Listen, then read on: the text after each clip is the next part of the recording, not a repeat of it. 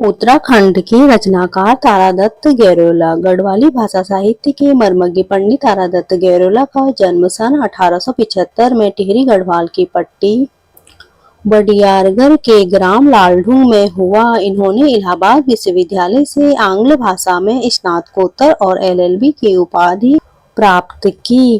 गैरोला प्रखर बुद्धि के धनी थे। साहित्य के साथ ही उनकी तार्किक बुद्धि भी विलक्षण थी। सन 1910 में उन्होंने देहरादून में वकालत करनी आरंभ कर दी तथा इसी वर्ष वे गढ़वाल यूनियन नामक संस्था के मंत्री भी बना दिए गए।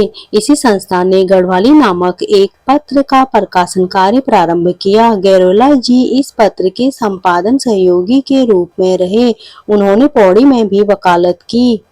वकालत व साहित्य साधना साथ साथ चलती रही। इसके साथ ही उन्होंने जिला फौजी पत्रिका का संपादन भी किया। सन 1917 को उन्हें राय बहादुर की पदवी से विभूषित किया गया।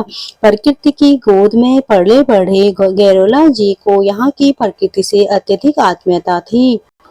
उन्होंने यहाँ के नारी जीवन के कष्टों को करीब से देखा और उसके प्रति संवेदनशील हुए।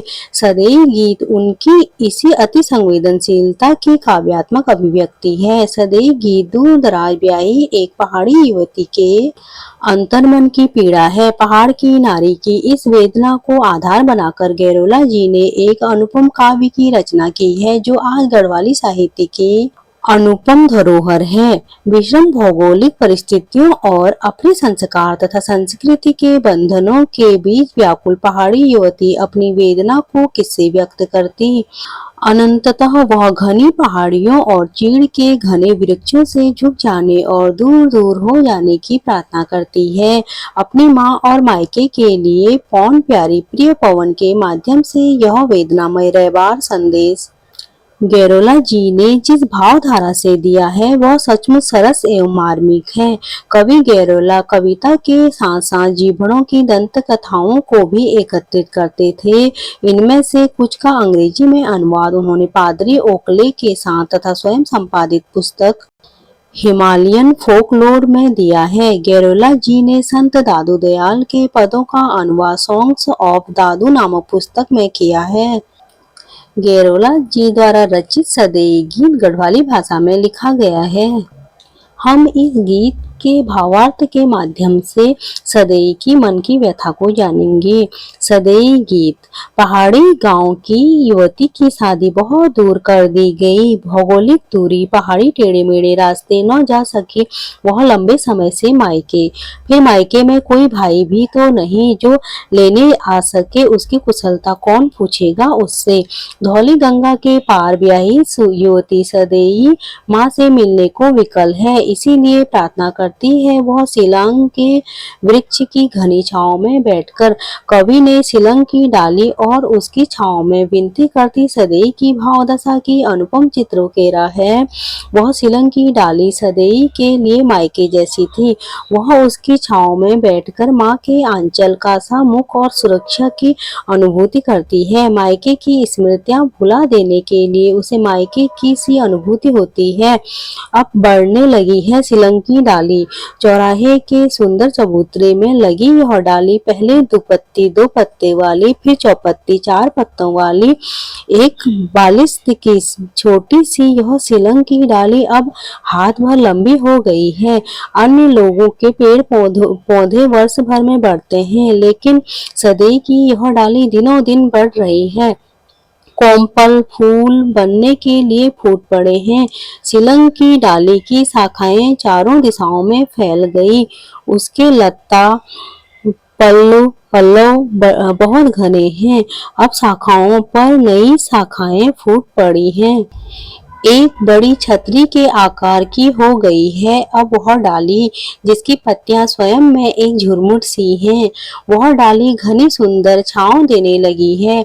वह चबूतरा जिसमें घसियारी ने घास लकड़ी से थकी मादी विश्राम लेती हैं, उसी चबूतरे की शिलंग की डाली में पंछी अपना बसेरा घोंसले बनाएंगे। उस चौराहे में कितनी शोभा देती है यह सुहावनी प्यारी प्यारी डाली। भरी दोपहर की भारी तपन में थके हुए पथिक जब इसकी घनी छांव तले बैठकर मंद मंद समीर की सुखानुभूति करेंगे तो आशीष देंगे। जाड़ा कम हो गया, प्रकृति जाग गई, पशु पक्षी बच गए, अति ठंड से छाई निष्क्रियता थी। अब रक्त संचार ठीक हो रहा है। जाड़े से देह में शून्यता आ गई थी। फागुन में अब रक्त प्रवाह अनुकूल हो रहा है। इससे प्राणों में नवीनता आ गई। पेड़ पौधे जंगल आदि जो निर्लज शीत ऋतु ने पतझड़ में नग्न कर दिए थे, अब ठंड से निर्वस्त्र की हुई प्रकृति ने वासंती रंग की साड़ी पहन ली है। वसंत ऋतु के अभिनंदन के लिए छोटी छोटी नदियां, नाले, पक्षीगण और हवा जो शीत के प्रकोप से अचेत से हो गए थे, वे सब बसंत के आगमन की प्रसन्नता से कोलाहल करने लगे हैं। बसंत आने की खुशियां मनाने के लिए जो हवा शीतकाल में कलेजा चीर रही थी, वही हवा अब बहुत ही सुहावनी लग रही है। सुगंधित फूलों से सुगंधित हुई हवा जैसे अमृत पान कराकर पुलकित करती है। कुछ धवल, कुछ लाल, पीले, नीले, तरह तरह के फूल खिले हुए हैं। इन सभी पुष्पों ने मानो प्रकृति और पुरुष की केली क्रीड़ाओं के लिए मधुर शैया सजा संवार दी हो। उलूड़ी और प्यूली पुष्प खिल उठे हैं। संपूर्ण वन प्रदेश पुष्पित हो गया है। गुलाब और कुंज फूल गए हैं। इस हंसती ऋतु में बेल और झाड़ियां खिल गई हैं। आड़ू, घिंगारू, लाल रंग का छोटा सा जंगली फल और आम की डालियां पुष्पित हो गई हैं। नींबू और नारंगी के पेड़ भी खिल गए। चंपा, चमेली तथा ऊंची ऊंची पहाड़ियों में लाल लाल बुरांस भी खिल गए हैं। शिलंग पुष्पित हो गई है। सब तरफ फूल ही फूल हैं। कलियों पर कोपल फूट गई है। गांव घरों में ही क्या, इधर उधर सारे जंगल में सभी जगहों पर शिलंग की सुंदर सुरभि फैली हुई है। अनेक प्रकार के रंग और रूपों लिए फूल खिले हुए हैं। विविध प्रकार की सुगंध फैली हुई है तथा अनेक प्रकार के गीत सुनाई दे रहे हैं। अनेक प्रकार के लावण्य से भरपूर पुष्प दिखाई दे रहे हैं। सुगंध सूंघी जा रही है। कर्णप्रिय ध्वनियां सुनाई दे रही हैं। सुमधुर गीत पंछी गा रहे हैं।